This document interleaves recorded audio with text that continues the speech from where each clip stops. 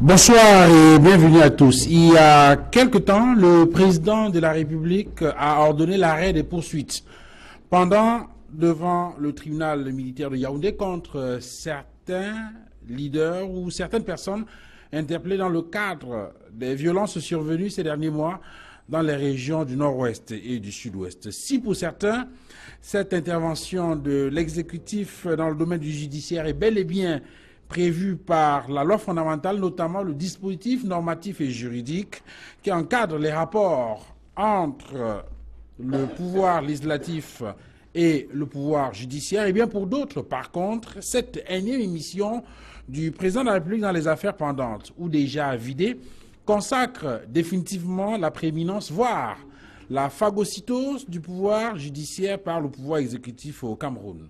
Vrai ou faux, on le verra avec nos invités. Certaines poussent l'analyse plus loin en soutenant qu'il est impossible, dans l'état actuel du pouvoir judiciaire au Cameroun, d'imaginer un scénario comme celui qui a été vécu au Kenya, où la plus haute juridiction de l'État a renvoyé dos à dos l'opposition et le tenant du pouvoir exécutif, c'est-à-dire le président de la République en poste, au terme d'une élection présidentielle contestée, leur imposant de retourner devant les électeurs pour solliciter à nouveau leur suffrage. À quelle échéance peut-on envisager un tel scénario au Cameroun dans le cadre d'une élection contestée? En fait, que vaut le pouvoir judiciaire au Cameroun, notamment à la veille d'une échéance électorale qui s'annonce houleuse? 237 le débat ouvre justement le débat ce soir. Merci madame, monsieur, de nous recevoir chez vous.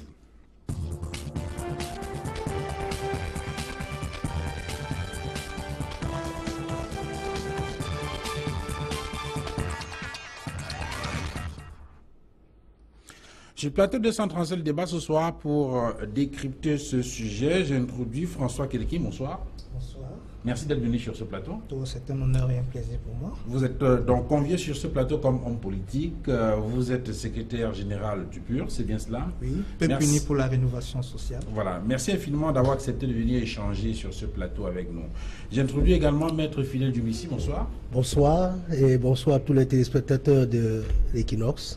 Merci donc, Maître Fidèle Djoumissi, d'être venu. Vous êtes avocat au barreau du Cameroun. Vous êtes homme politique, cadre du MRC, c'est le Mouvement pour la Renaissance du Cameroun. C'est exact. Sans oublier que vous avez également fait des études en sciences politiques, mais vous êtes davantage un praticien du droit puisque vous êtes avocat au barreau du Cameroun, je l'ai indiqué. Oui, c'est exact. Voilà.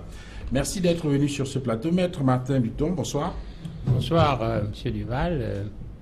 C'est plutôt moi qui vous remercie de m'avoir invité. Je suis une modeste personne. Si vous avez dû penser à moi, je vous remercie. Merci aux téléspectateurs qui nous regardent en ce moment. Vous avez été pendant plusieurs années magistrat et aujourd'hui vous êtes avocat au barreau du Cameroun, c'est bien cela? C'est ça. Voilà. Mais je précise que j'ai un diplôme supérieur en sciences politiques. Voilà. Et je suis encore enseignant, n'est-ce pas, dans les écoles supérieures telles que EIFORCE, École supérieure, nationale supérieure de police, et j'en passe. Voilà. Merci, Maître Martin Buton, d'être venu. Docteur Étienne Kemfak, bonsoir. Bonsoir, Monsieur Fangwa. Merci d'être venu. C'est moi qui vous remercie pour votre invitation. Vous êtes enseignant, chercheur à la faculté des sciences politiques et juridiques de l'Université de Douala, notamment au département de droit public, c'est bien cela? Tout à fait. Et je crois savoir, vous allez me corriger si cela n'est pas juste, que vous avez fait des travaux qui ont porté sur l'autorité de la norme constitutionnelle au Cameroun. Oui, mon mémoire de 2A. Voilà. Et bien sûr que derrière, il y a eu d'autres travaux, pratiquement allant dans le même sens. Déjà ma thèse voilà. sur le pouvoir constitutionnel au Cameroun et quelques articles. Voilà. Merci donc, docteur Étienne Kemfak, d'être venu. Puisque je vous présente en dernier, je vous donne la parole en premier, peut-être pour planter le décor, pour permettre peut-être de bien comprendre les enjeux de la question qui est évoquée en rapport justement avec le niveau d'indépendance, la force du pouvoir judiciaire au Cameroun. Il faudrait peut-être, avant toute chose, présenter ce pouvoir judiciaire qui est, pour certains, considéré comme l'un des principaux organes constitutionnels de l'État. Et qu'est-ce qu'il faut en dire du point de vue des caractéristiques et même du rôle par rapport aux autres pouvoirs? Le pouvoir judiciaire est aujourd'hui dans l'architecture constitutionnelle du Cameroun un troisième pouvoir. Un troisième pouvoir parce que dans la formulation même de la Constitution, il est écrit pour la première fois dans la Constitution du Cameroun, le pouvoir judiciaire. Parce qu'avant 1996, il était plutôt question dans la lettre constitutionnelle de l'autorité judiciaire. Donc en 1996, on passe à un pouvoir judiciaire, la formulation change. On peut s'interroger sur les incidents de cette formulation sur effectivement l'appareil judiciaire ou sur la manière dont la justice peut être rendue au Cameroun, mais c'est un autre débat, c'est une autre question. Ce que nous pouvons dire, c'est que la justice est d'abord un service public au Cameroun, le service public de la justice. Et ce service public est rendu par un ensemble de juridictions qui sont les tribunaux, les cours et la Cour suprême qui coiffent.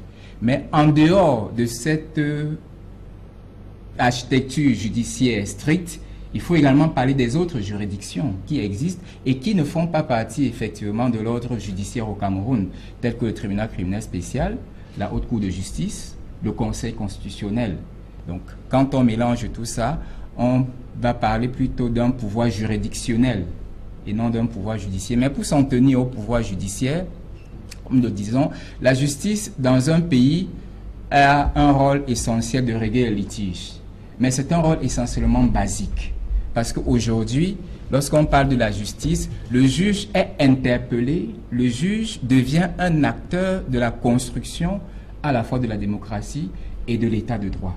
Donc l'exigence qui lui est demandée est plus élevée, on va dire, qu'à l'époque, que de simplement rendre le litige. Le juge doit se rassurer que son activité participe à l'instauration d'un état de droit. Autrement dit, lorsqu'on parle du juge, lorsqu'on parle du pouvoir judiciaire, il faut plus fondamentalement, il faut plus seulement voir un pouvoir qui intervient a posteriori, mais également un pouvoir qui est en mesure d'agir en anticipant sur un certain nombre de questions. Est-ce qu'il faut comprendre cela comme ça? Pas anticiper, mais plutôt un pouvoir qui doit s'inscrire dans la construction de l'État, qui doit s'inscrire dans la philosophie de la Constitution, parce que c'est quand même au nom du peuple camerounais que la justice doit être rendue. Et ce peuple s'est exprimé dans sa volonté la plus solennelle, qui est la Constitution, qui pose un ensemble de garanties, notamment par rapport aux libertés fondamentales, par rapport aux droits de l'homme et par rapport aux autres libertés qui, dans un état de droit aujourd'hui, doivent être accordées à l'individu. Autrement dit, Maître Martin Bitton, on ne peut pas parler du pouvoir judiciaire sans faire forcément allusion à un État moderne, un État démocratique, un État où la souveraineté d'un peuple est respectée. Non, je ne dirais pas ça.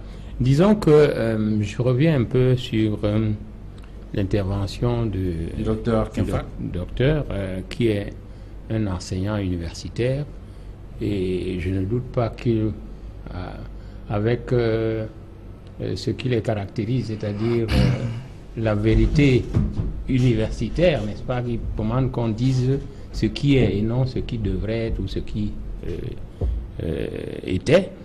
Je crois que lorsqu'on regarde le texte de la loi numéro 2011-027 du 14 décembre 2011, cette loi dit que la justice est rendue au Cameroun par la Cour suprême, par les cours d'appel et les tribunaux.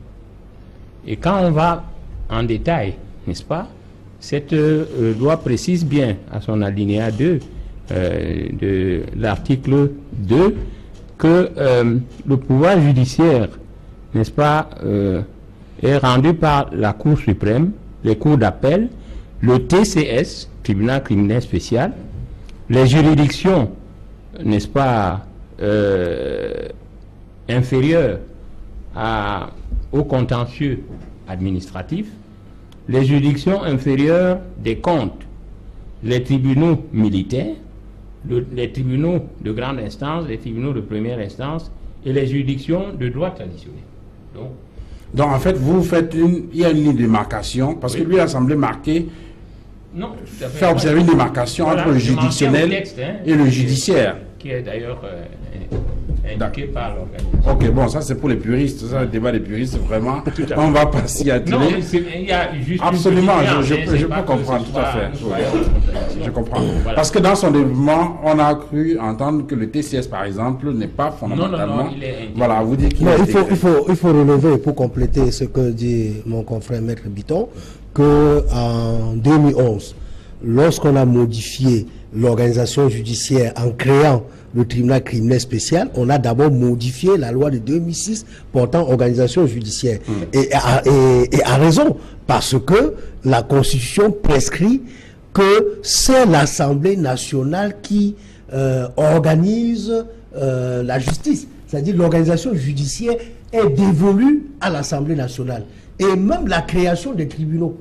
Donc c'est le Parlement, c'est l'Assemblée nationale qui peut créer un tribunal, c'est l'Assemblée nationale qui peut modifier l'organisation judiciaire, dont par les lois, comme il dit. Bien évidemment. Quand on parle de l'Assemblée nationale, il s'agit de la loi. Donc l'organisation judiciaire, comme la création des tribunaux ou même la suppression des tribunaux, relève de la compétence législative.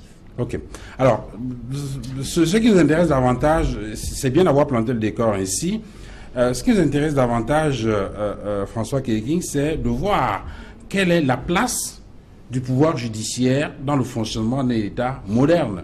Est-ce que on peut donc conclure, est-ce que vous pensez qu'à partir de l'importance, de la qualité, du niveau de souveraineté d'un pouvoir judiciaire, on peut apprécier le niveau de démocratie, le niveau de démocratie dans un État?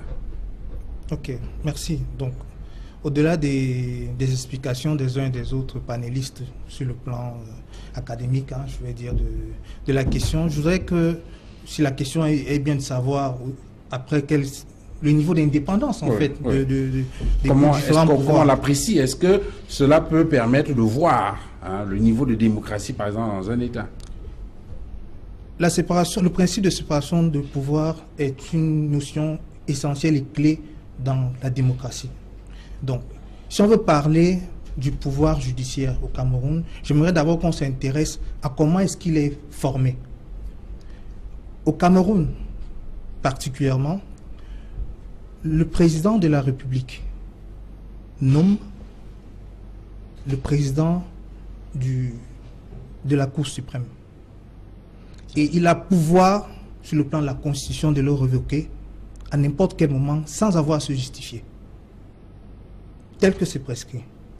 Maintenant, quand on veut parler d'indépendance du pouvoir judiciaire, il faudrait pouvoir apprécier cet organe à pouvoir fonctionner sans la pression des éléments extérieurs. Dans la configuration actuelle du Cameroun, c'est clair que le pouvoir, on ne va même plus parler de pouvoir judiciaire, on va parler d'autorité judiciaire, puisque ce qui s'est passé par exemple pour l'opération Épervier montre à suffisance, avec même la libération des leaders de la crise anglophone, ça montre à suffisance combien de fois le pouvoir exécutif, qui a en lieu et place le chef de l'État, peut de façon volontaire faire une incursion à volonté dans le pouvoir, la bonne marche même des affaires du pouvoir judiciaire. Donc je pense que de ce côté, la question ne se pose même pas. Donc sur le plan du fonctionnement, c'est clair que le pouvoir judiciaire est inféodé à l'exécutif. Alors quel est le terme exact, Maître Fidèle Djubissi, dans les rapports qu'on peut observer aujourd'hui entre le pouvoir judiciaire et le pouvoir exécutif, au regard d'un certain nombre de faits, d'actualité? Il a parlé de la mesure qui a été récemment prise par le chef de l'État de mettre en liberté ou bien d'ordonner l'arrêt des poursuites contre un certain nombre de leaders, un certain nombre de personnes poursuivies devant le tribunal militaire en rapport avec la crise anglophone. Il y a d'autres exemples qu'on peut prendre dans l'actualité récente. La libération, il y a quelque temps, par exemple, de Maître Lydien Neyoum, la libération de Michel Thierry Atangna, entre autres. Est-ce que ces mesures prises, notamment cette mesure récemment en faveur des leaders anglophones, ne consacrent pas définitivement la prééminence, voire la phagocytose du pouvoir judiciaire par le pouvoir exécutif au Cameroun?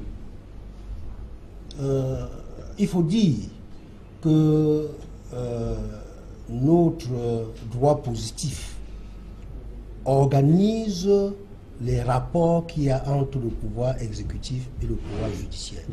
Et il y a des cas dans lesquels le pouvoir exécutif peut faire des incursions dans le pouvoir judiciaire, comme le dernier cas que vous avez cité, c'est-à-dire où le président de la République est intervenu pour prescrire au ministre de la Défense de demander au procureur, au commissaire du gouvernement d'arrêter les poursuites contre certaines personnes qui étaient poursuivies dans le cadre de la crise anglophone. Également, le président de la République peut user de son droit de grâce lorsque les condamnations sont devenues définitives pour libérer. C'est ça qu'on appelle le pardon en droit pénal. Donc, il y a des mesures qui permettent à l'exécutif d'intervenir dans le fonctionnement du pouvoir judiciaire. Oui, la Constitution dit que le président de la République peut exercer le droit de grâce. Oui, ça c'est... Après avis du Conseil supérieur de la magistrature. C'est exact. Et également, le Code pénal prévoit le droit de grâce. Le droit de grâce que peut exercer le président de la République suivant ses prérogatives constitutionnelles. Donc, en réalité, cette incursion entre griffes de l'exécutif dans le judiciaire est bien prévue par le dispositif normatif et juridique. L'incursion est aménagée. Il y a un aménagement qui permet légalement à l'exécutif d'intervenir dans le domaine judiciaire. Mais il faut relever que, en dépit du fait que la Constitution affirme l'indépendance du pouvoir judiciaire ou bien parle du pouvoir judiciaire, la même Constitution ne donne pas entièrement le pouvoir judiciaire à la justice. Donc, c'est dans notre Constitution. Donc, la question est structurelle. C'est dans notre Constitution même qu'on enlève au pouvoir judiciaire son indépendance. Parce qu'à l'article 37 de la Constitution, il est indiqué que le pouvoir judiciaire est garanti par le président de la République. Donc, l'article 37 qui affirme que la justice au Cameroun est exercée, c'est-à-dire le pouvoir judiciaire est exercé par la Cour suprême, les cours d'appel et les tribunaux. À l'alinéa 2, il est dit que le président de la République, qui est le chef de l'exécutif, est garant de l'indépendance du pouvoir judiciaire. Comment un pouvoir peut garantir l'indépendance d'un autre pouvoir? Donc c'est là où il y a problème. Et également, dans le même texte, il est indiqué que c'est le président de la République assisté par le Conseil supérieur de la magistrature, dont il est le président. Et c'est ce Conseil supérieur de la magistrature qui gère la carrière des magistrats. Donc, dans ce contexte, on ne peut pas dire que la Constitution, que le constituant de 1996 a effectivement voulu donner de l'indépendance au pouvoir judiciaire. Est-ce qu'on est pas... S'il vous plaît, j'aimerais parler à la suite de mon confrère qui a dit de très bonnes choses, mais j'aimerais dire que en réalité, on ne peut pas parler pour ce qui est de l'intervention du président de la République dans la crise anglophone d'une incursion de l'exécutif, puisque le législateur a bien pris soin d'intégrer cela dans un texte. Et c'est prévu que le président, à tout moment, peut arrêter les poursuites, y compris le ministre de la Défense. Donc, ce n'est pas une incursion. Disons que... Ce n'est pas illégal. Ce n'est pas illégal, c'est prévu. Mais on peut considérer comme une incursion. Non, pas comme une incursion, parce qu'une incursion, c'est comme une immixtion, n'est-ce pas, qui ne... Alors comment vous appelez cela? Le fait pour le pouvoir exécutif d'agir dans le domaine judiciaire. Bon, vous savez, l'exécutif... Bien que cela soit légal. L'exécutif, dans tous les pays, a tendance à dominer sur les autres pouvoirs. Parce que Hein? Il est au centre. Oui, oui. Et c'est pas pour anodin lorsque on commence par l'exécutif, le législatif, le judiciaire. Bon, mais j'aimerais dire que, vous savez, si on revient sur la séparation des pouvoirs, le fameux... la théorie de Montesquieu. Voilà, n'est-ce pas? Il faut que le pouvoir arrête le pouvoir. Il y a le principe de l'esprit des lois de Montesquieu. En réalité, il a créé cette trilogie des pouvoirs pour que les deux autres pouvoirs, à savoir le législatif et le judiciaire, servent de contrepoids à l'exécutif. Parce qu'en fait, il faut savoir que c'est le roi qui avait tous ses pouvoirs concentrés entre ses mains. Et le pouvoir de commander, et le pouvoir de légiférer, et le pouvoir de juger. On a légué, le roi a légué son pouvoir de jugement aux magistrats. Et même la Bible reconnaît que, n'est-ce pas, le magistrat, enfin, que toute autorité vient de Dieu, mais que le magistrat est serviteur de Dieu et plus loin, ministre de Dieu. Maintenant, Martin Bitton, si on revient sur quelques éléments qui ont été évoqués par Maître Fidèle Djoubissi, oui, on a le sentiment effectivement qu'il y a comme une forme de prééminence de l'exécutif sur le judiciaire. Il a pris quelques exemples. C'est vrai que ce sont des exemples, je veux dire, bon, vous n'avez pas le mot incursion, mais c'est bien prévu par les mécanismes constitutionnels, oui, notamment la partie de la Constitution qui traite des rapports entre le pouvoir exécutif et le pouvoir judiciaire. Oui. Mais sauf qu'effectivement, on remarque que il y a comme, peut-être encore le mot prééminence va vous déranger un tout petit peu, mais observez très bien, il a pris des exemples. Il dit, par exemple, que le pouvoir judiciaire, le président de la République est le président du Conseil supérieur de la magistrature. oui. C'est ce Conseil supérieur de la magistrature qui prend des mesures de sanction, par exemple, contre les magistrats. Oui. On dit que le président de la République exerce le droit de grâce après avis du Conseil supérieur de la magistrature. Tout à fait. Il est par ailleurs le président du Conseil supérieur de la magistrature. Oui. Est-ce qu'il n'y a pas comme une présence, une omniprésence du président de la République dans les activités du pouvoir judiciaire? Là, c'est une curiosité du régime On a un super camerounais. président. Et je peux dire des régimes africains du tiers-monde.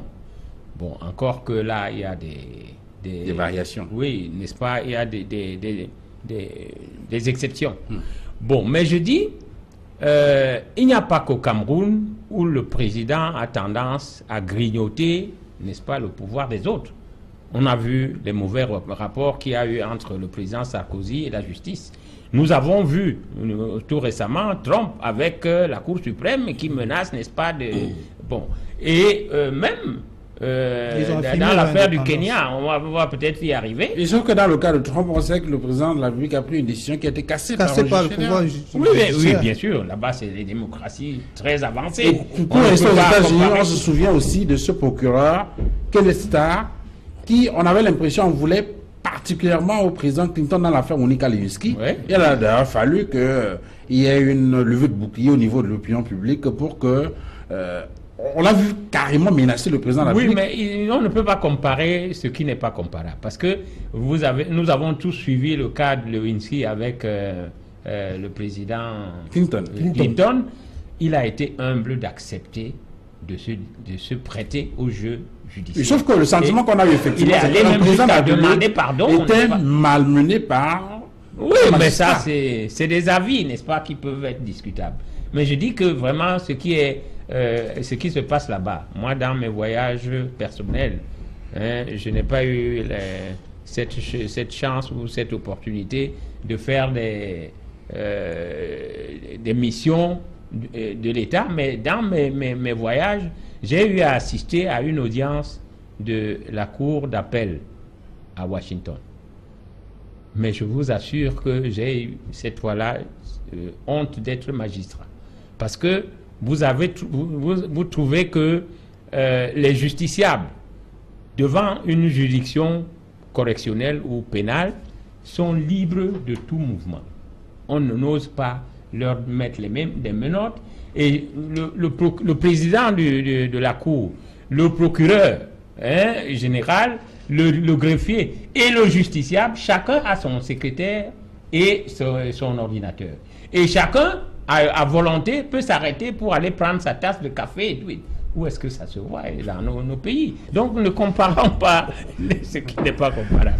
Dr Kefaak, est-ce que l'enthousiasme qu'on a enregistré autour de la libération des leaders anglophones n'a pas fait oublier cette situation de prééminence de l'exécutif sur le judiciaire? Puisque bien évidemment tout le monde reconnaît que cela est encadré par la loi, mais est-ce que cela n'a pas fait oublier qu'effectivement il faut réfléchir sur cette prééminence de l'exécutif sur le judiciaire au Cameroun? Je suis heureux que Maître Ndjumbissier ait restitué déjà la vérité des textes. C'est-à-dire que le code de procédure pénale et le code portant justice militaire a prévu que le président de la République, c'est une incursion, c'est une immixtion. Mais sauf qu'elle est régulière, elle est légale. La loi l'a prévu. Elle a prévu que le président, l'exécutif, peut s'immixer dans le judiciaire, peut faire des incursions dans le judiciaire. Et vous faites bien de dire qu'il y a eu beaucoup de joie dans les régions anglophones. Imaginez qu'il n'y avait pas eu cette possibilité. Tout le monde reconnaît que ça a contribué à apaiser le climat qui avait cours dans ces deux régions. Donc, est-ce que ça traduit une prééminence ou une phagocytose? Pas du tout. Pourquoi? Parce que la prééminence voudrait dire que le pouvoir exécutif et le pouvoir judiciaire sont au même niveau, ce qui n'est pas le cas. La justice, je le rappelle encore, la justice est un service public. Et ce n'est pas parce qu'on a parlé de pouvoir judiciaire. Ne vous méprenez pas, Montesquieu était magistrat. Et dans son ouvrage de l'esprit de loi, il est arrivé à la conclusion que le pouvoir de juger n'est pas un pouvoir au même titre que le pouvoir législatif et judiciaire. Parce que c'est celui qui est chargé d'exécuter les lois qui doit se rassurer que celui qui enfreint la loi est sanctionné. Donc, il est normal que ce soit le président de la République qui garantisse l'indépendance de ce service public parce qu'il est au Cameroun celui qui a reçu du peuple et de la loi fondamentale compétence pour veiller à ce que les lois soient appliquées et soient respectées au Cameroun. Donc, s'il y a une prééminence, c'est la Constitution qui l'a prévu. Ce n'est pas juste des faits politiques ou un comportement du président de la République. Ce sont les textes au Cameroun qui le prévoient. Mais est-ce qu'il n'y a pas dans la pratique au Cameroun, bien que cette pratique soit adossée sur les lois, une coloration qui soit imposée par le système politique? Quand je parle du système politique, je fais allusion à la nature des rapports qui existent entre les différents pouvoirs. Est-ce que dans le cas du Cameroun, on n'a pas le sentiment que le système politique a une influence réelle sur la nature de ces rapports, au point où effectivement on a le sentiment qu'il y a comme un pouvoir exécutif qui supplante le pouvoir judiciaire sur un certain nombre de questions? Forcément, la hiérarchie des pouvoirs au Cameroun, elle est connue, elle est établie. Et pas seulement sur le pouvoir judiciaire, elle est connue, elle est établie. Et pas seulement sur le pouvoir judiciaire, le pouvoir exécutif a également la prééminence sur le pouvoir législatif. Et pourquoi? Parce qu'on est dans un contexte, on va dire, de fait majoritaire. Je voudrais qu'on ne pense pas que le fait que ça se passe au Cameroun en fait quelque chose de mal ou de mauvais. Dans un système comme le nôtre, je peux bien comprendre que l'on ait envie de critiquer telle chose ou telle chose. On n'est pas encore au niveau de l'indépendance. Parce que sur l'indépendance, vraiment, il y a des choses à redire. Mais sur le plan de l'organisation de la justice, sur le plan de l'organisation des pouvoirs au Cameroun, il y a un pouvoir qui est prééminent. Pourquoi c'est toujours l'exécutif? Il faut se poser la question. Parce que c'est le pouvoir exécutif qui est chargé au quotidien, d'abord à travers l'administration, de gérer les affaires publiques. Et ensuite, c'est une personne, le président de la République, qui est élu sur la base d'une politique qu'il va mettre en œuvre. Et on ne met en œuvre une politique qu'en faisant adopter des lois. Voilà pourquoi il a besoin d'une majorité au Parlement. Et voilà pourquoi la majorité parlementaire soutiendra toujours son président, adoptera les lois qu'il veut voir être adoptées. Donc c'est la chose la plus basique dans une démocratie majoritaire. Et il ne faudrait pas que chez nous, quand ça se passe ainsi, on ait l'impression que on parle des fantômes, on est en dehors du monde, on navigue à contre-courant. Est-ce que vous n'avez pas le sentiment, vous, François Kélékine, que la pratique au Cameroun peut être différente de celle qu'on observe ailleurs? À l'entame de l'émission, on a pris le cas du Kenya. J'évoquais le cas du Kenya, où on a vu effectivement qu'il y a eu une élection qui a eu lieu.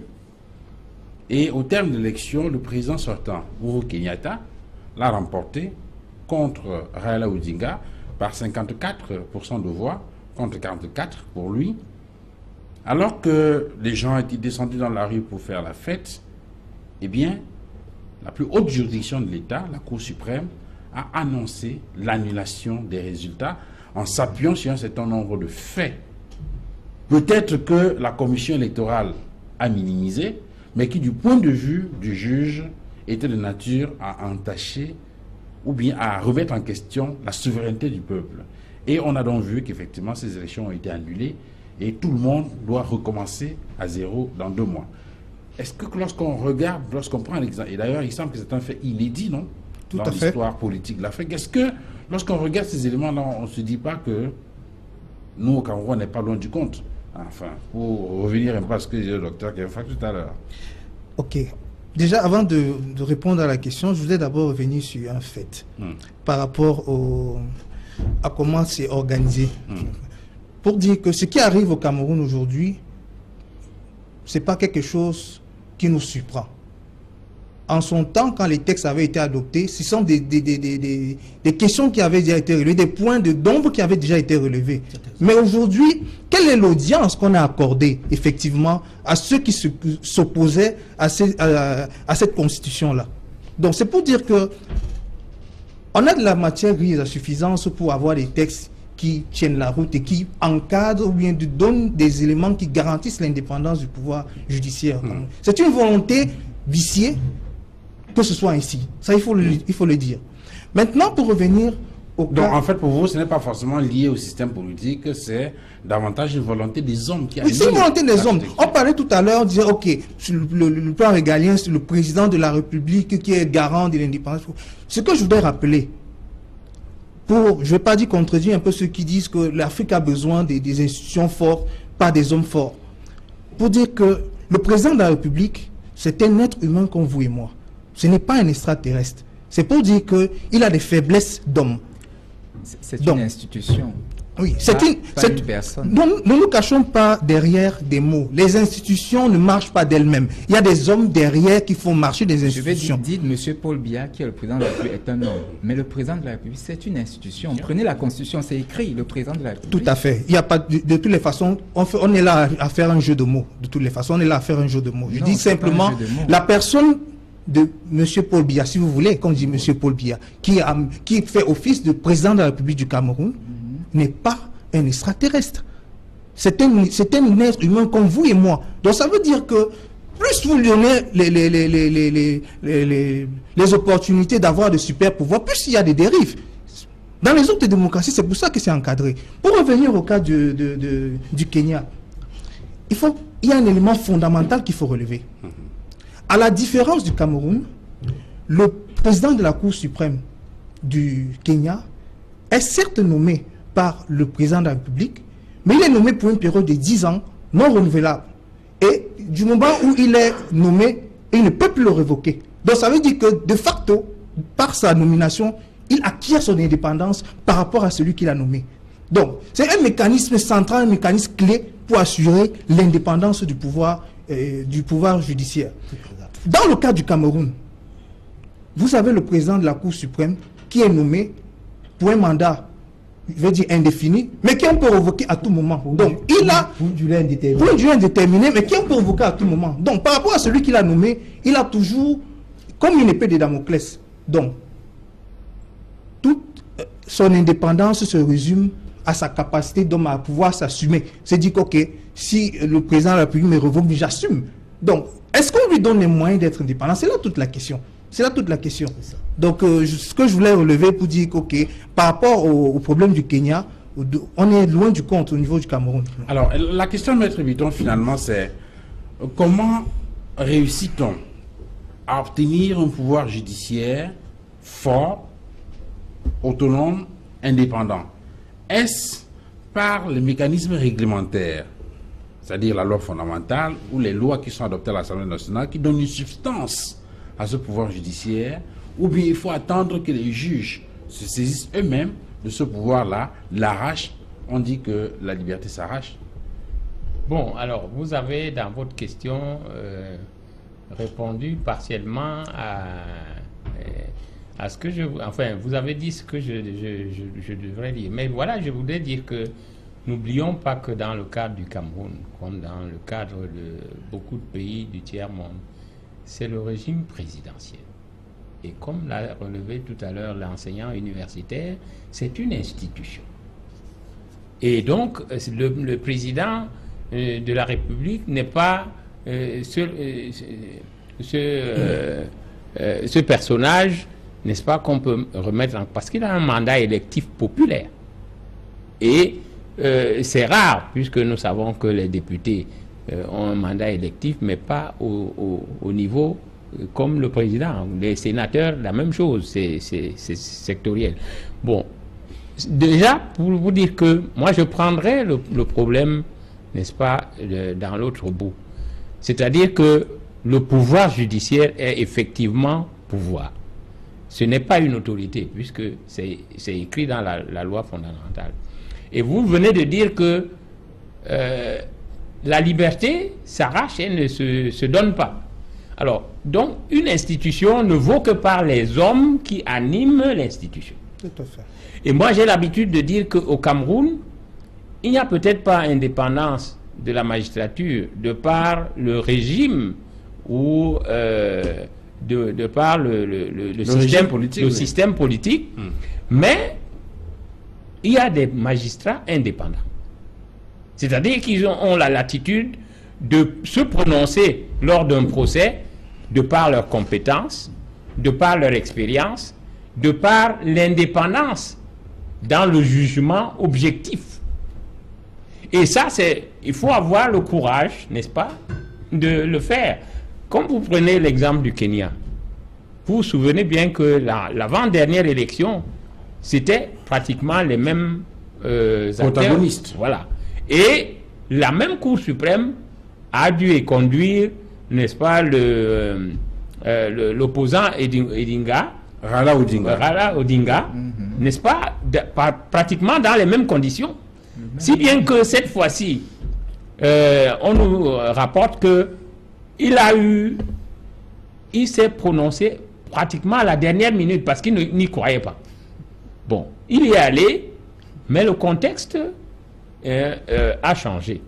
C'est-à-dire que les magistrats de la Cour suprême se sont sentis un courage exceptionnel et du fait que ils avaient cette nomination pour 10 ans. Ils se sont dit, voilà, selon les faits, nous déclarons, nous invalidons cette élection et nous renvoyons dos à dos, n'est-ce pas, les protagonistes. Or, vous voyez bien que le président a été apprécié parce qu'on a vu son attitude qui était humble, qui avait tendance à reconnaître les choses, mais par la suite, il y a eu comme un revirement. Il s'est mis à menacer les mêmes magistrats de la Cour suprême qu'il allait voir ça plus tard et tout et tout. Vous voyez donc, c'est du cas par cas. Et qui vous dit que demain ou après-demain, un autre État, parce que le Kenya est le seul État africain. Il y a, je crois, 3 autres États, mais qui viennent d'autres régions. Vous voyez? Donc, les choses évoluent lentement, mais sûrement. Et donc, si on considère que dans un contexte comme le Cameroun, les magistrats puissent s'appuyer et sur leurs compétences, et sur leur expérience, et sur leur indépendance dans le jugement objectif, Et avec le courage qui doit les caractériser, c'est fort possible. Alors, Maître Fidèle Djoubissi, on se souvient qu'en 1992, au Cameroun, après l'élection présidentielle, une élection présidentielle très contestée, le président de la Cour suprême, après avoir égrené un chapelet d'irrégularité qui avait émaillé le scrutin, avait tout de même indiqué que le président sortant, candidat à sa propre succession, avait remporté cette élection-là. On a l'impression qu'on est à peu près dans le même cas de figure avec ce qui s'est passé au Kenya, sauf que dans ce cas, effectivement, la Cour suprême a décidé de reporter, je veux dire quoi, d'annuler l'élection.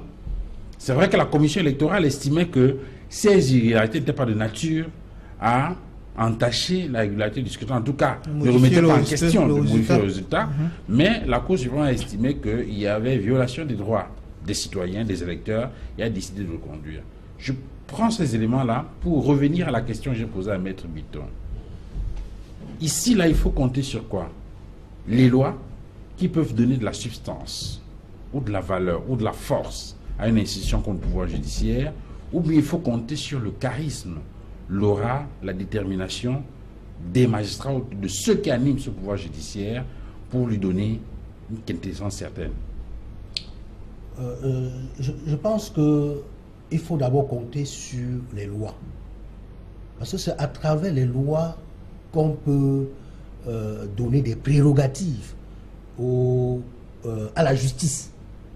Et ça me permet de revenir sur ce que François Kélékine a dit tout à l'heure, s'agissant de notre Constitution. Lorsqu'il y a eu débat sur la Constitution en 1996, les participants avaient insisté pour qu'il y ait un véritable pouvoir judiciaire. Et ça, ce qu'il dit est exact. Dans les débats, il y a des gens qui ont insisté qu'on institue un véritable pouvoir judiciaire. Que l'article 37, dont j'ai donné lecture tout à l'heure, que cela ne soit pas écrit comme il est.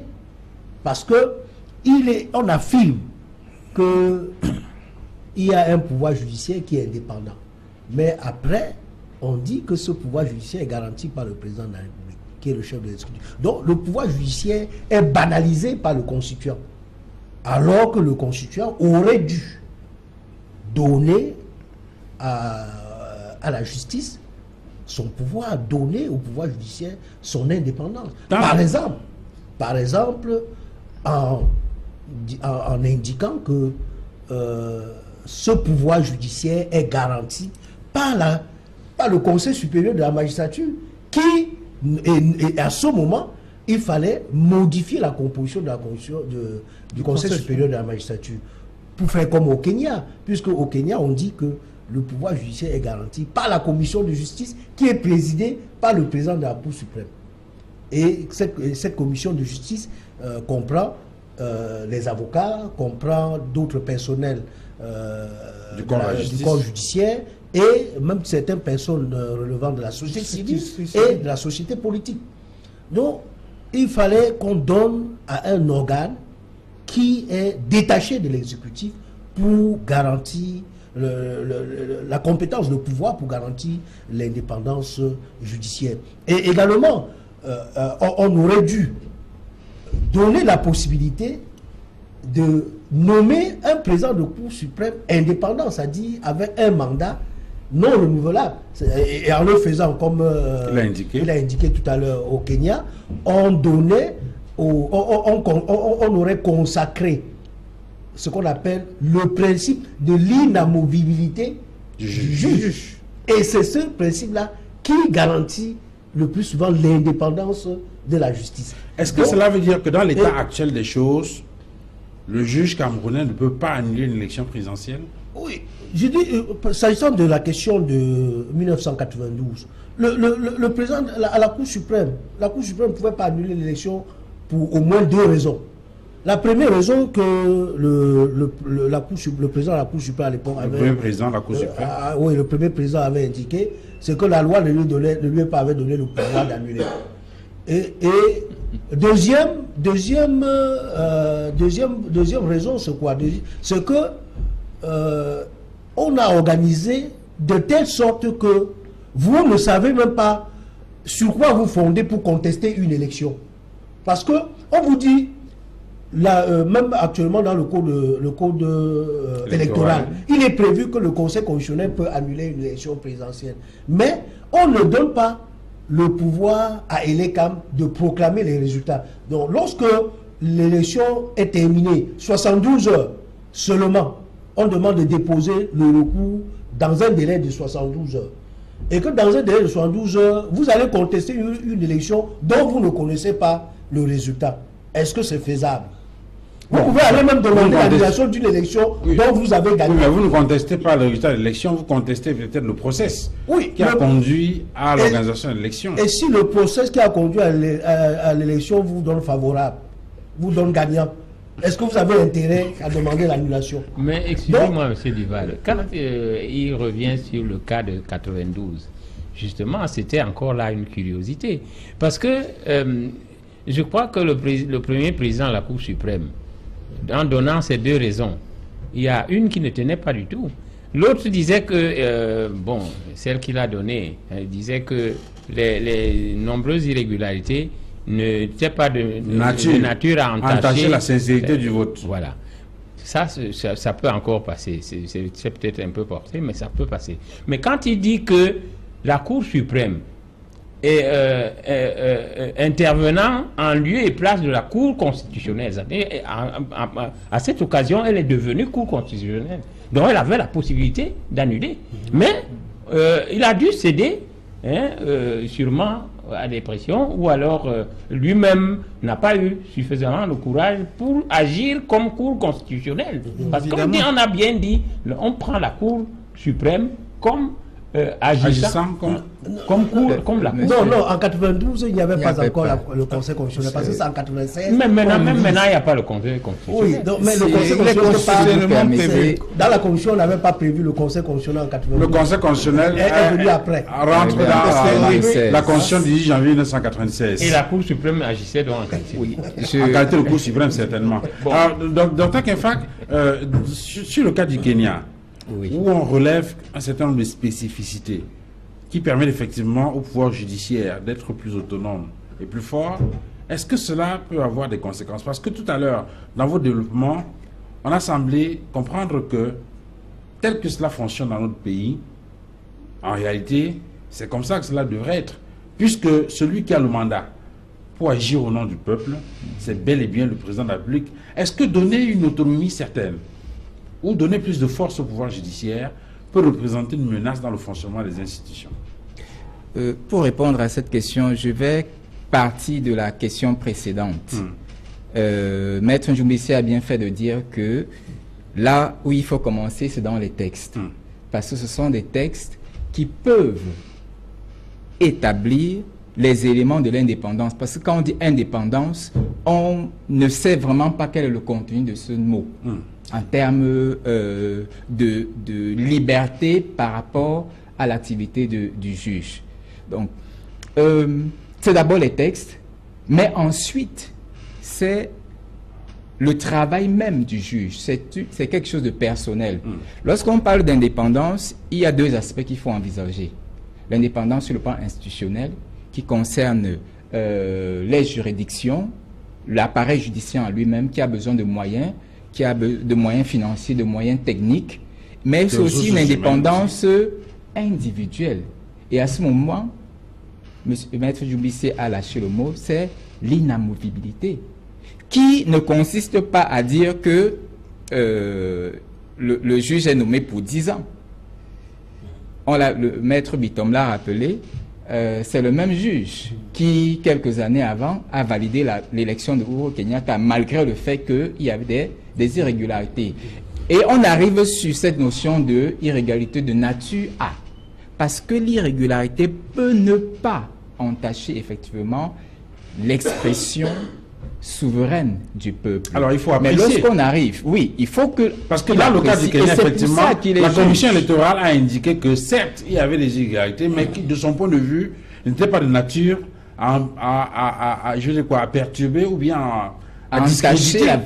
Mais le juge a estimé le contraire et a annulé l'élection. Le juge a estimé le contraire et on peut s'interroger parce que on encense cette décision, elle est la toute première en Afrique. Elle est inédite. Elle est inédite en Afrique. Mais on peut voir la chose de deux façons. C'est une bonne décision ou alors c'est une mauvaise décision, parce que pour le président Uhuru Kenyatta, je vous assure, ce n'est pas une bonne décision. La Cour n'a pas dit le droit comme elle devait dire le droit. Mais au Cameroun, je ne dis pas que la justice doit fonctionner de cette manière-là. Non. Je vais dire que le seul moment, le principe de l'indépendance de la justice est dans cette chose fondamentale, l'inamovibilité. Or, il y a au Cameroun, c'est la seule constitution du 4 mars 1960 qui a écrit 60. Non, 60, la toute première. Qui a écrit que les juges de siège sont inamovibles. C'est le principe fondamental de l'indépendance. Le gars des Sceaux Moutomé disait à son époque, s'adressant aux magistrats, arrêtez d'être à la solde de ceux qui n'ont rien à voir avec vous.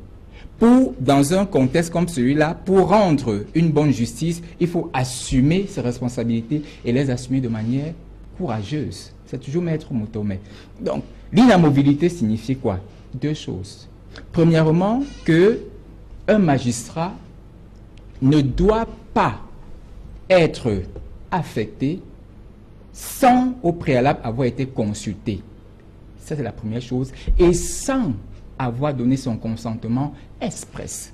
Voilà les deux aspects de l'inamovibilité. Au Bénin, c'est respecté. Au Cameroun, ce principe n'existe pas. J'ai dit c'est la seule constitution de 1960 qui a prévu l'inamovibilité. Ça veut dire que dans la modification de la constitution, en depuis 61, ça a été oublié. Okay. Dans le statut des magistrats, ça n'existe pas. Les magistrats du siège relèvent dans leur fonction de la loi et de leur conscience.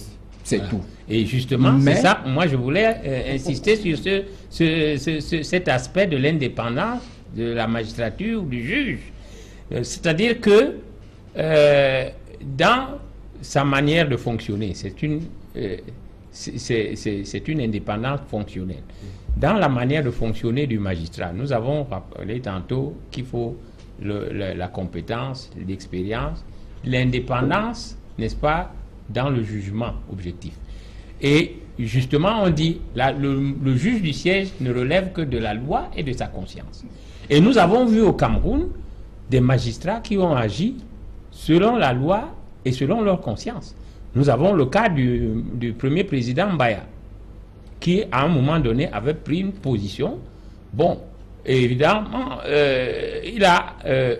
qu'est-ce qui lui est arrivé? Il a assumé, n'est-ce pas, ce qui lui est arrivé, c'est qu'on l'a dégagé. Voilà. Permettez-moi de finir sur ce cas. C'est là tout le problème. Permettez-moi de finir sur ce point. Par exemple, le cas du juge. C'est là tout le problème. N'est-ce pas? Nous avons... Dans le cas de l'opération Pervier. Voilà. Donc, on ne peut pas dire que au Cameroun, le juge ne puisse pas être indépendant. Ça, il y a des cas. Non, permettez-moi de finir sur ce point. Je disais, l'indépendance n'est pas une notion creuse. Elle n'est pas dans les airs.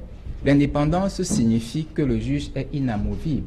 Parce qu'un juge qui a peur par rapport à son poste ne rendra pas une justice en toute objectivité. Or, la seule chose qui garantit son poste, c'est l'inamovibilité. C'est-à-dire qu'il ne peut pas être déplacé, affecté de quelque manière que ce soit, sans avoir préalablement été consulté et sans avoir donné son consentement. Au Bénin, la chose est tellement banale. Le Conseil constitutionnel a annulé au Bénin un décret du président de la République portant affectation de 2 magistrats parce que ces magistrats ont été consultés, mais leur consentement n'a pas été respecté. Les décrets ont été annulés. Donc, quand on parle de l'inamovibilité, nous sommes au cœur de l'indépendance de la justice. On peut dire qu'on vous nomme pour un mandat de 20 ans, mais ça ne vous rend pas nécessairement indépendant. Parce qu'au terme des 20 ans, peut-être, je vais dire peut-être le juge kényan a vu que bon, il est en train d'arriver au terme de son mandat, il faut qu'il fasse une décision courageuse. Ça veut dire qu'avant, il avait quand même peur par rapport à son poste. Et il faut qu'on arrive à exorciser la peur de la justice pour dire qu'il y a une indépendance. Le fait que le président, soit écrit dans la Constitution, que le président garantisse l'indépendance de la justice n'est pas mauvais en soi, mais l'absence, la non-affirmation constitutionnelle de l'inamovibilité des juges, des magistrats du siège, voilà le problème de l'indépendance. Alors, sur cette question-là, François Kiné-King, on est à la veille d'une échéance électorale au Cameroun. Et quel pouvoir judiciaire, quelle justice devrait-on souhaiter voir en tant qu'acteur politique, non seulement en rapport avec toutes les questions qui ont été évoquées, mais surtout davantage dans le processus électoral? Vous attendez, il faut s'attendre à quel type de pouvoir judiciaire qui sont en mesure de faire quoi? Déjà, un pouvoir judiciaire qui puisse prendre ses responsabilités, comme on l'a dit à suffisance tout à l'heure. Donc, dans l'environnement camerounais actuel, quand on va pour un parti politique aux élections, il ne faut pas se leurrer. Aujourd'hui, on ne peut compter que sur, je ne veux pas dire la force, l'autonomie même du magistrat. C'est à ça qu'on est réduit actuellement. C'est à ça qu'on est réduit. Est-ce que vous dites ok, on a un président de la Cour suprême, puisque c'est le cas en termes de recours électoral, qui peut prendre ses responsabilités et se dire ok, quitte de ma carrière, mais face à l'histoire, je prends mes responsabilités et je dis le droit en toute objectivité. Parce que, il faut bien le rappeler, les co-panélistes le rappellent ici à suffisance, il y a beaucoup de passages au niveau de la Constitution qui sont viciés pour effectivement enlever cette substance-là au pouvoir judiciaire. Quand on parle d'élections, bon, malheureusement, heureusement pour nous, le nouveau président de la Cour suprême n'a pas encore statué en matière de contentieux électoral. Donc, on peut lui accorder le bénéfice du doute, contrairement peut-être à son prédécesseur. Donc, pour dire qu'ok, entre guillemets, sur le plan, il peut encore avoir avec lui les atouts pour dire le droit en toute impartialité, en toute objectivité, mais tout ce qui tourne autour, en termes du décor qui a été planté, n'est pas de nature à rassurer. Ça, il faut le dire, il n'est pas de nature à rassurer.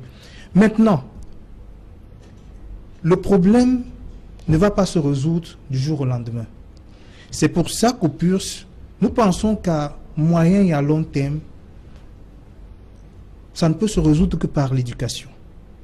Il faudrait que nous pensions à un État dans lequel les générations futures, on forme des générations d'hommes intègres. Les hommes intègres, c'est en fonction des modèles qu'ils ont. Quel modèle on a pour la société aujourd'hui?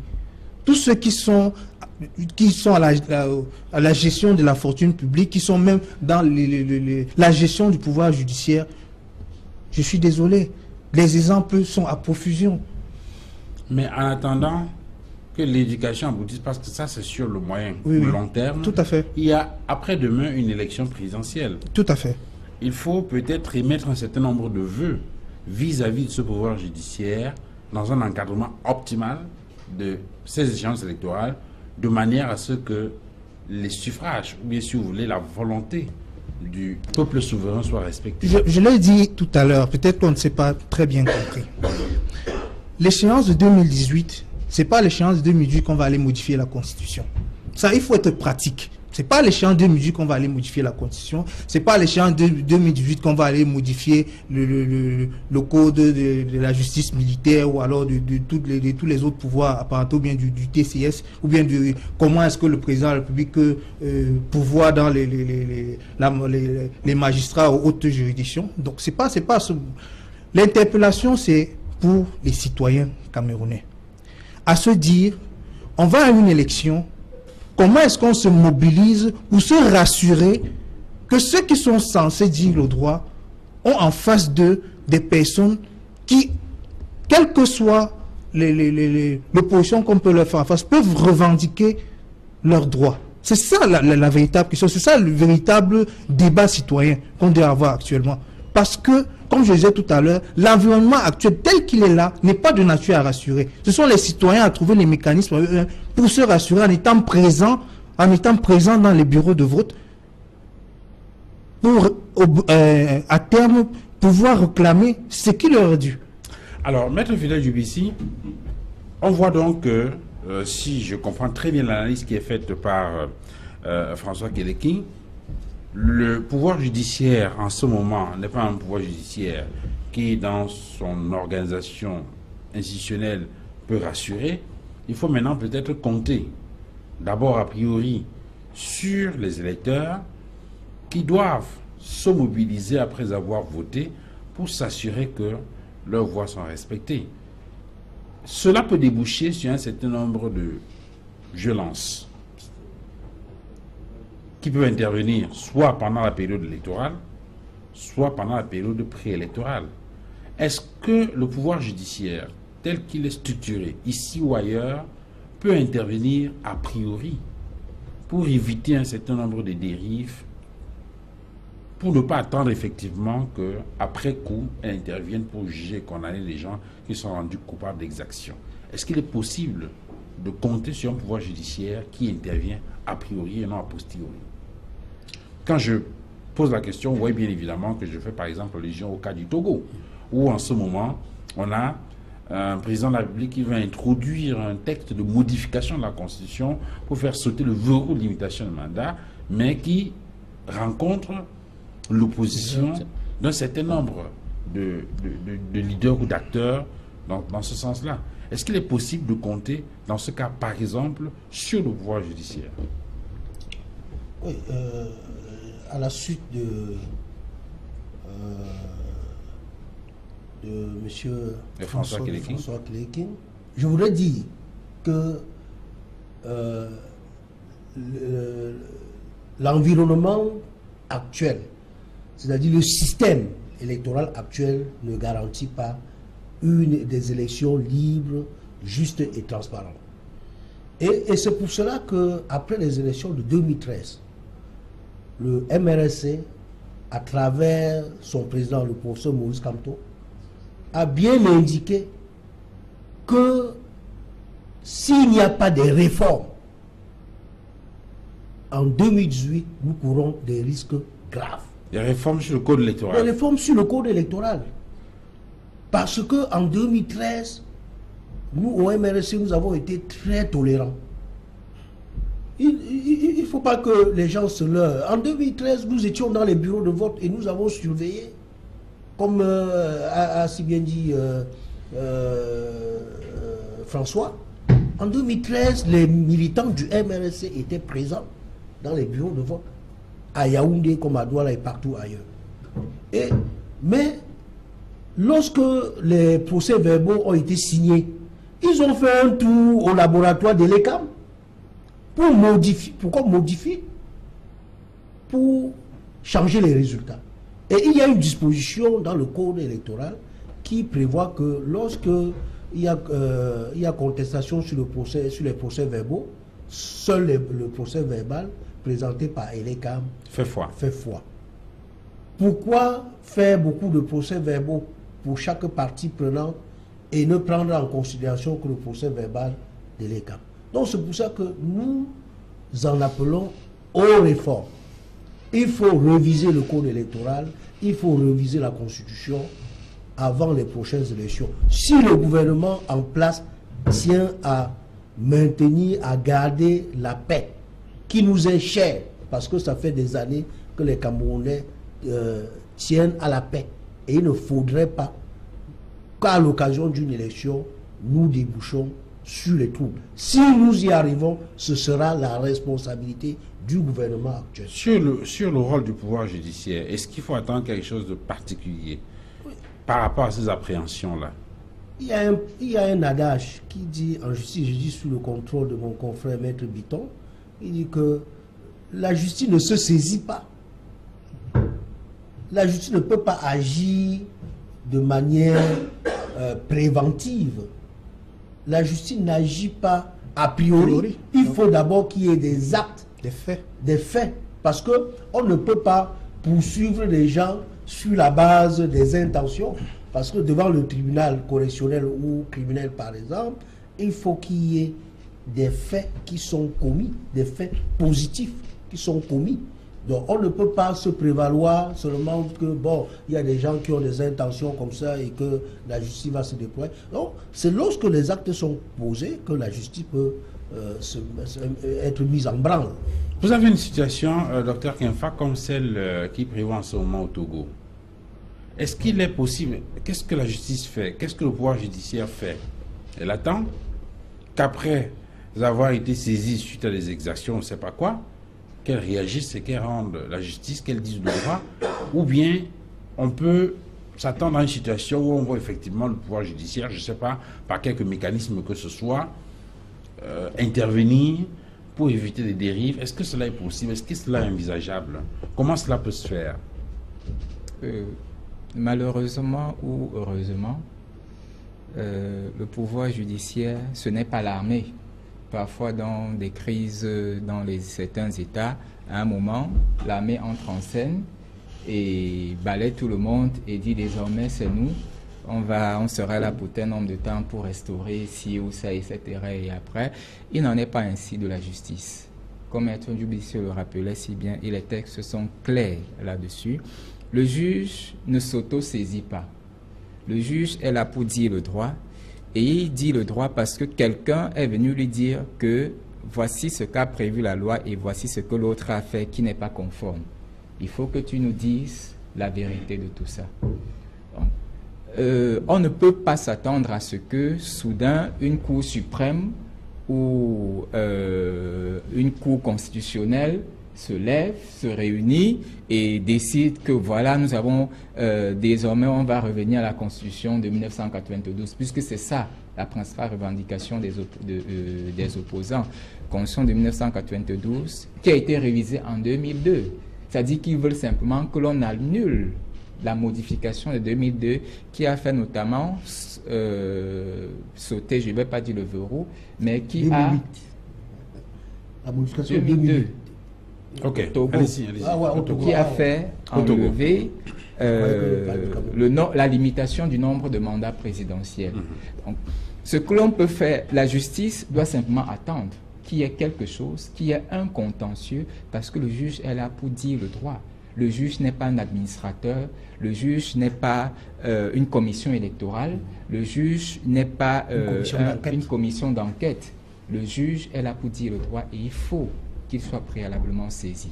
Je vais prendre une image banale, triviale, peut-être qui n'est pas correcte, mais qui traduit peut-être un peu la perception de l'opinion publique.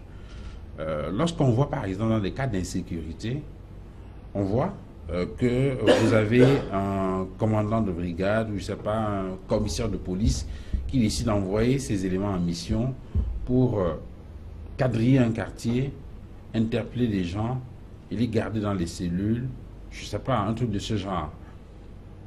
Le patron des cellules étant le procureur de la République. Est-ce qu'on n'est pas là dans une situation où on fait une justice préventive? Je prends cette image-là parce que justement, je me demande si on ne peut pas faire cette transposition-là sur la gestion, a priori, d'un certain nombre d'exactions qu'on peut observer, par exemple dans des manifestations publiques préélectorales ou, je ne sais pas, à la veille d'une échéance électorale. Sur ce point, je vais dire que lorsque nous parlons du contentieux Elle est mauvaise, électoral, la transposition. Lorsque nous parlons du contentieux électoral, il faut dire qu'il y a 3 moments pendant d'une élection. Il y a 3 moments d'une élection. Il y a avant, il y a pendant, il y a après. Avant, il y a un contentieux préélectoral. Et c'est prévu, les textes sont là, le juge peut être saisi lorsque les règles n'ont pas été respectées. C'est exact. Il y a un contentieux électoral pendant l'élection. Parce qu'il y a des comportements également qui peuvent être observés qui ne sont pas conformes au bon déroulement de l'élection. Et enfin, il y a un contentieux post-électoral, le contentieux des résultats. En dehors de ces 3 moments, Je vous ai dit, le juge n'est pas policier.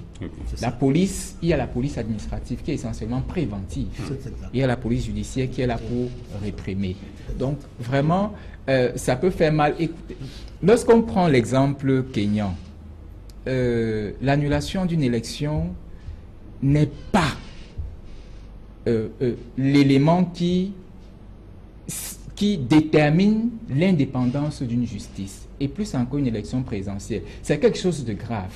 Et c'est pour ça que c'est très rare. Lorsqu'on on étudie l'annulation des élections présidentielles dans le monde, les cas sont extrêmement rares. Pourquoi? Parce que au Cameroun, le juge a eu à annuler des élections municipales, législatives, parce que la circonscription électorale... On s'en souvient en 2007, à Vouri-Est par exemple. Voilà. Mais l'élection présidentielle, il y a une seule circonscription électorale, qui est le territoire national. Donc on ne peut pas annuler les élections présidentielles à Douala, simplement. Si les irrégularités sont de nature à impacter le résultat, le juge a la responsabilité d'annuler. Mais si ce n'est pas de nature, il faut bien qu'ils disent qu'il y a eu des irrégularités, certes, mais pas de nature.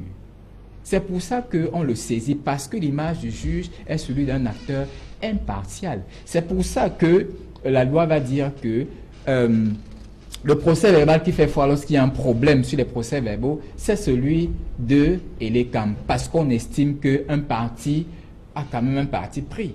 Mais Elekam est là pour veiller à ce que les règles de la compétition soient respectées. Donc, s'il y a un problème à ce niveau, il faut qu'on revienne au texte pour modifier les textes. Exact. Maître Martin Bitton, sur la préparation des échéances de 2018 au Cameroun, qu'est-ce qui, de votre point de vue, peut être intéressant?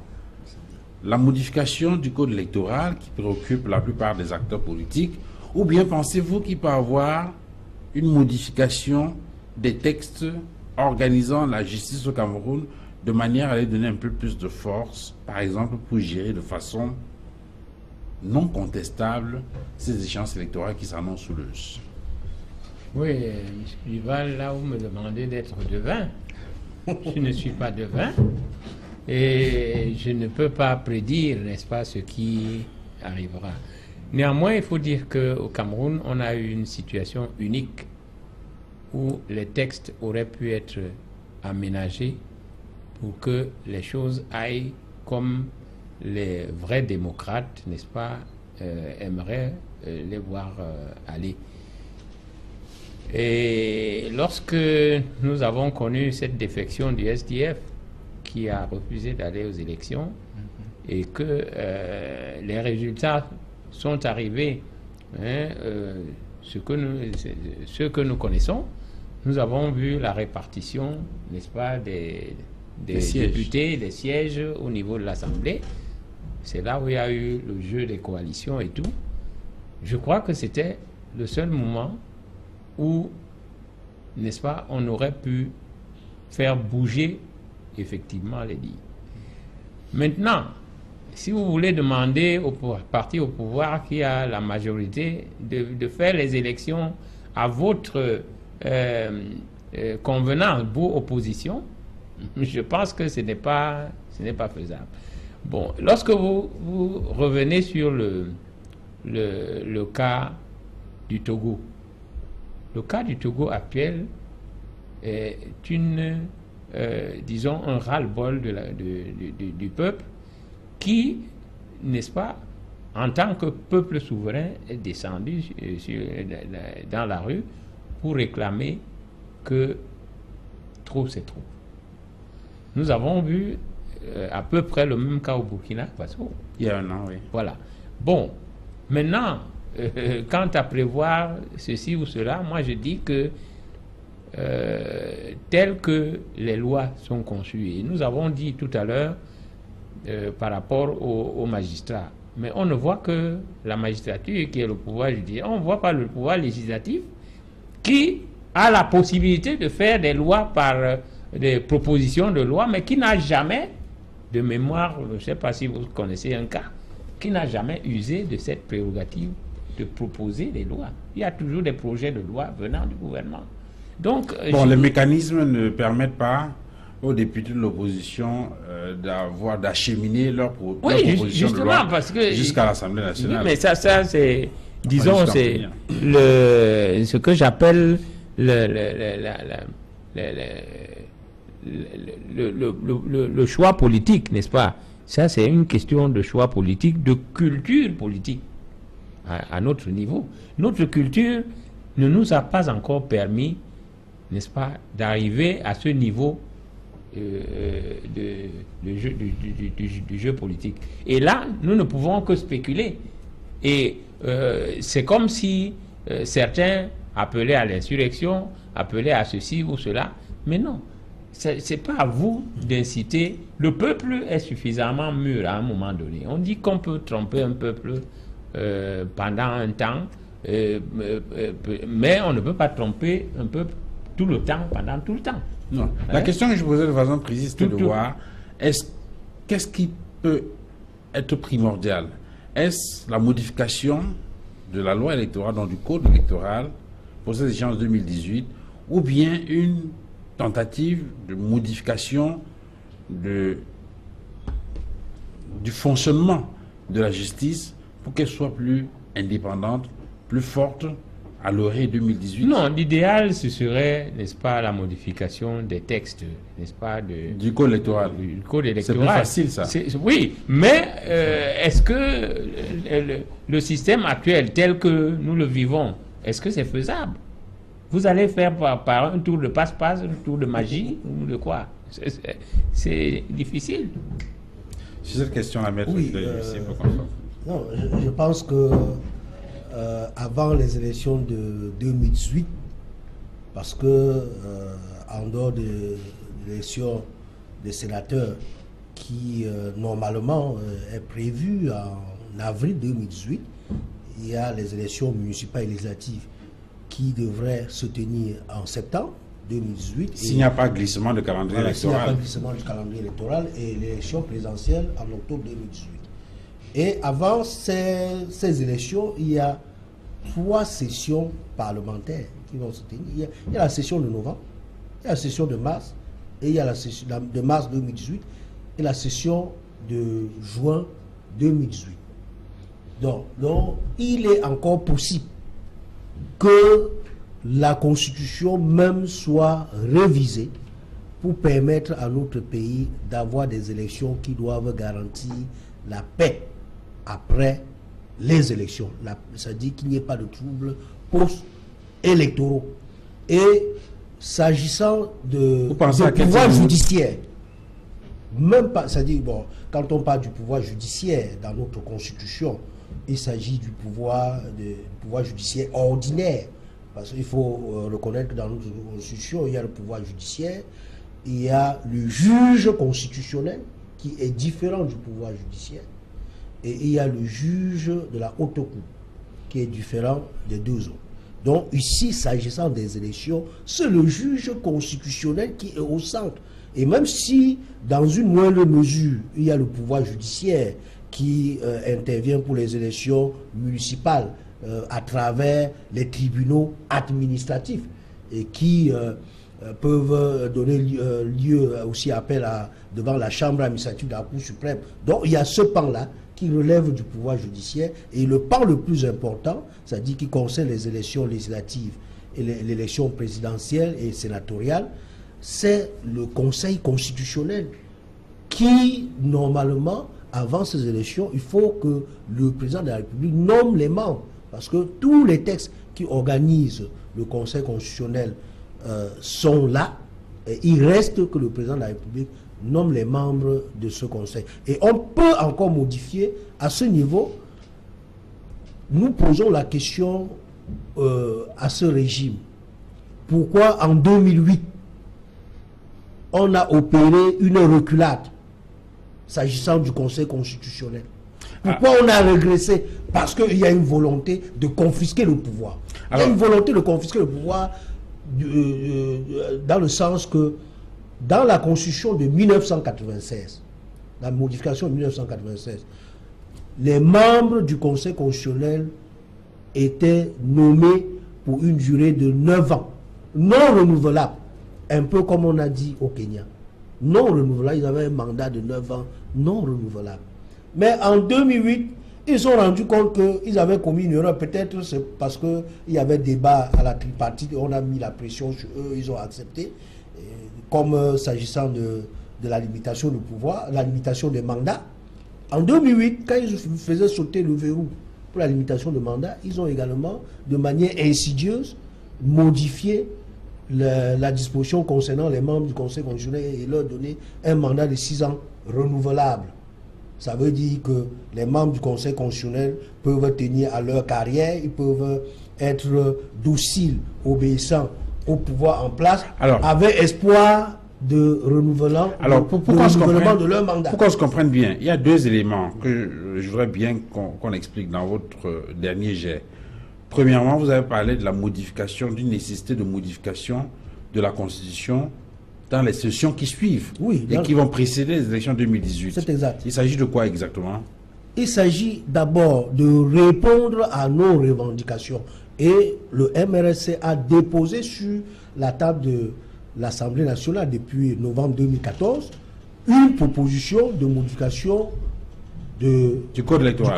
Donc, en réalité, vous attendez donc au cours de ces sessions-là qu'il y ait une modification du code électoral. Du code électoral et également la Constitution. Une clarification du jeu électoral. C'est exact. Et le deuxième élément, vous avez parlé de la nécessité qu'il y a pour le chef de l'État de créer ou bien de nommer les membres du Conseil constitutionnel. Et de leur restituer les prérogatives qui leur étaient initialement données par le constituant de 1996, qui leur avait donné un mandat non renouvelable, parce que ça leur donne un peu d'indépendance. Alors, puisqu'on est à la fin de l'émission, on va peut-être récapituler rapidement avant de sortir sur la nécessité ou bien sûr les meilleurs leviers pour donner au pouvoir judiciaire au Cameroun aujourd'hui une force réelle. Si vous permettez, 2 minutes que je réagisse un peu à ce que Maître Messi disait tout à l'heure. Je pense que dans le contexte actuel, il faut éviter qu'on soit... Il faut rester lucide et éviter des concepts qui relèvent, vraiment il faut le dire, d'une certaine petite naïveté. On ne peut pas, Maître l'a rappelé tout à l'heure, on ne peut pas attendre du pouvoir en place qui nous donne les éléments pour le mettre de côté. C'est à nous de trouver les mécanismes pour les mettre de côté. Donc, c'est pour dire quoi? On va arriver à la violence. Non, c'est pour dire quoi? C'est pour dire quoi exactement? Parce que quand donc il ne faut pas espérer modification du code électoral. Non. Mais espérer qu'on va se retrouver dans les bureaux de vote, comme tu as dit tout à l'heure, il y aura affrontement. Non. Oui. Alors, en 2013, nous avons passé le temps à calmer nos militants. Si on n'avait pas calmé les militants à Yaoundé, ils devaient casser. Non. Écoutons-nous très bien. C'est pour ça que je disais tout à l'heure, tout est dans l'éveil citoyen. Tout est dans l'éveil citoyen. Parce qu'aujourd'hui, tel que les élections sont organisées, vous allez dans les bureaux de vote, les élections précédentes. L'opposition, elle est absente. Quand on fait les procès-verbaux, c'est les gars du RDPC qui sont là. C'est la réalité. La couverture du terrain de nous qui sommes de l'opposition aujourd'hui, il ne faut pas qu'on se dédouane de nos propres responsabilités. Je pense que quand on dit qu'on veut changer le code électoral par le biais du levier législatif, quel est... soyons réalistes. Quelle est la force de l'opposition dans la Constitution, dans ce Parlement? Quelle est la force? Ça revient à ce qu'on disait tout à l'heure. Espérer pouvoir changer la Constitution au niveau du Parlement, c'est attendre que un éveil citoyen des candidats du RDPC se dit ok, vraiment on a suffisamment tué ce pays. Okay. Donc pour vous, au lieu d'attendre une modification de la loi électorale qui permettrait... Étudier qui est à notre portée. Parce que c'est exactement ce qu'on veut. Qu'on a voulu expliquer effectivement quels sont les enjeux. Parce qu'en fait, quand on prend l'essentiel de la population, on est certes nombreux, mais très peu sont au courant de l'enjeu de l'heure. Donc je pense que ça doit être notre responsabilité première en tant que parti politique, en tant que jeunes, puisque c'est de ça qu'il s'agit, de la jeunesse, que la jeunesse sache qu'elle est le rendez-vous, elle doit être au rendez-vous de son histoire par rapport aux échéances futures et à terme, comme je l'ai dit, aller voter et être présent pour revendiquer son vote en temps opportun. Très bien. Messieurs, on est en train de se séparer. Docteur Etienne Kenfack, peut-être.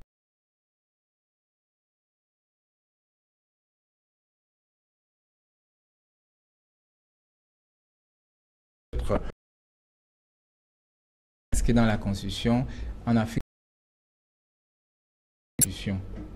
le principe de l'inamovibilité des magistrats du siège. Okay. Lorsque cela est effectif, le contenu doit être encore être déterminé dans l'éventuel en quoi va consister l'inamovibilité. Mais lorsque cela est inscrit, tout ce qu'on attend maintenant, c'est que le juge soit courageux et qu'il comprenne que son rôle dans un État, c'est de rendre la justice de manière aveugle, sans tenir compte de celui qui est là, qu'il soit riche, pauvre, qu'il soit du pouvoir, de l'opposition ou de... Pris sur lui, n'est-ce pas, d'instituer cette démocratisation, bien qu'elle ait été douloureuse, mais c'est arrivé. Je crois que là également, pour continuer l'apaisement qu'il a commencé avec la crise anglophone et autres, il peut se dire que, à mon âge, il faudrait que je sorte de manière élégante et que je laisse un pays en paix. Sait-on jamais, il peut, n'est-ce pas, avoir cette volonté politique de rabattre les cartes et de nous donner, mais tel en l'état actuel des textes et des dispositions au niveau de l'Assemblée, au niveau du Sénat, au niveau de tout ce que vous savez, je crois que si vous comptez sur le jeu normal, cela n'est pas possible. Merci infiniment, messieurs, d'être venus sur ce plateau. Merci à vous, maître Martin Bitton, d'être venu. Merci à vous, maître Fidèle Dubissi. Merci également à vous, François Kéléking, d'être venu. Merci, docteur Kenfack, Etienne, d'être venu sur le plateau de 237 débats. Je vous souhaite une excellente soirée à tous et à très bientôt. Au revoir.